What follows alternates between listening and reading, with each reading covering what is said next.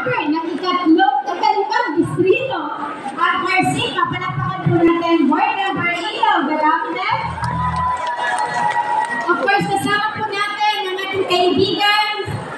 Kasing ganda natin. Ayan, dami na. Ang ating kumare, ang ating former board member Mara Ivy Reyes. Board member Nicole Amuta. And of course, napakaswerte po natin. Kasama po natin ang napakagandang Vice Governor. Palakpakan po natin Vice Governor Athena Tolentino. Mahina, mababawasan ang papremyo mamaya. Pwede ba palakpak kay Vice Governor Athena Tolentino? Ayan. Pag malakas daw ang palakpak, malaki ang chance ang kadagdagan ng mga papremyo. Sorry po, Vice Gov.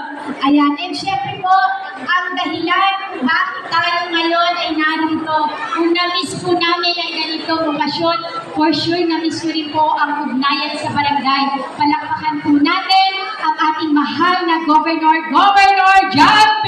Remulla! Mahina, baka tayo ay hindi makapagpa-preview ang ating mahal na Governor.